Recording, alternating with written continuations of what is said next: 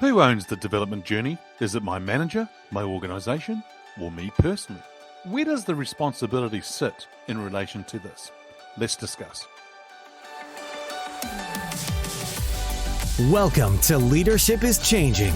Each week, we and our guests provide information and insights through exploring leading change. This is taking your leadership to another level by finding the balance between executive excellence and personal well-being through stories that inspire real change.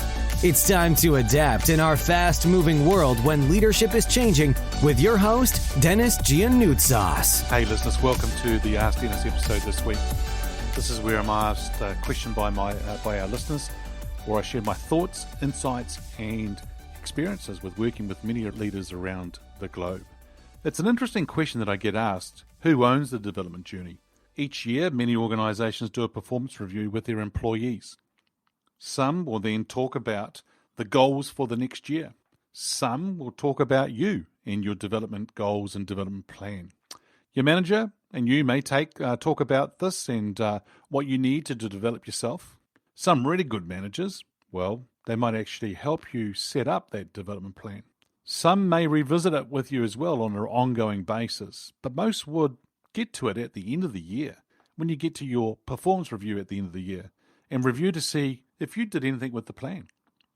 Some employees, they get annoyed that the manager or the organization didn't do anything or invest in them. So the question is, it needs to be answered. Who actually owns the development journey? I wonder what you think. And if you step back and think about it, I wonder who actually does own it. Personally, this is how I look at things. Because at the end of the day, I think it's a mutual kind of agreement and understanding on what needs to happen. But personally, I have got to say that once you've done that, I have never waited for my manager or organization to develop me. Never. Because I'm always of the actual attitude that really it's up to us to own it. Because tomorrow I could resign, get up and move and go to another organization. But I'm transferring my skills, my capabilities, my experience, and so forth to my new job. And an entrepreneur, you can go and start another business, or you can go and start being the leader in another sporting arrangement or team and so forth. The one thing I know is that if the organization did send me to a leadership course or send me onto something else or did something else for me to help develop myself, then I really saw that the cherry on top of the ice cream, the cherry on top of the cake, because you see, it was a bonus. It was just something extra. But at the end of the day, what happens if they didn't do anything this year or the following year? So I always took, and I always still do, take the control of all this and put this into my hands and do something about it. See, I've always worked on my development plan. Some of it I may have shared with my managers over the time, but I didn't share everything with them. You see, once I know what areas or skills and capabilities I wanted to develop, then I went and searched for courses and articles and workshops and seminars, webinars, training, coaching, whatever was available around that domain, around that topic, I would go and search. Now, here's a warning.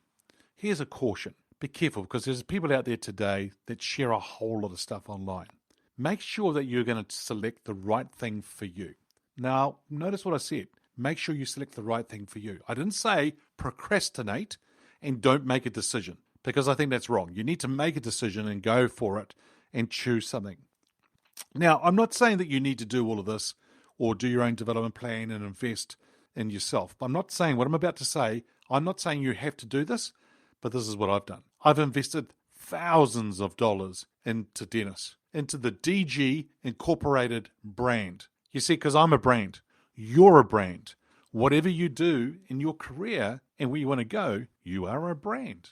So if you have a brand and you're wanting to invest in it and grow it to become even better, to become an even stronger brand, then what are you going to do? You see, you just can't sit there and wait and hope it actually happens. You can't drink the Kool-Aid and think, ta-da, I'm now the leader that I wanted to be. You see, you've always got to make sure that you invest in yourself, but invest in the right areas.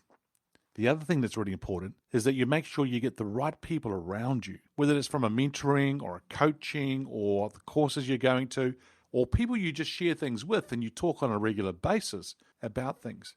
You see, I have one or two people that I go to on a regular basis, and we sit down and we talk about them, and we also talk about me. And so we're always bouncing ideas off each other. And that's part of my development plan as well, is I have the right people around me to be able to share things as well. So I'm going to encourage you to think about who is the right people to be around you. How often should you tap into each other and meet, have a coffee, do a team or a Zoom's call? Doesn't matter, long as you're catching up with each other on a regular basis. Now that you've identified things that you might want to work on, I think the thing is to actually choose one or two things to get them over the line. Because too many people try and do too many things. So they identify 20 things that they want to get done, but I would actually select 1, 2, or 3 things and get those over the line first before you do anything else. In other words, don't try and do everything at once. Now, as we go into the second half of this year, think about what areas you want to develop. Now then, once you've actually identified that, pull a plan together. And what I would say to you is that if do a 6-month plan, maybe the last part of the year you may not want to do anything, but I would say keep going. But over that 6 months, would you do one thing per month? Would you do 2 things per month? Or would you do one thing every 2 months? And or maybe it may even span over 2 months depending on the length of it as well. So think about what you're wanting to do over the second half of the year and what areas you want to develop. Pull the plan together, identify the training or whatever it is that you're wanting to do, and then execute on that development plan. Get it completed. Get it over the line. But I'm also going to say to you this. As you're going through this journey, remember to reflect on how the development is progressing for you.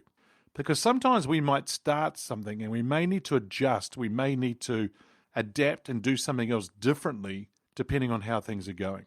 And when you finish doing the development after the 6 months, or if it's over 2 months and you're doing some sort of course, reflect on it. Reflect on how it went for you.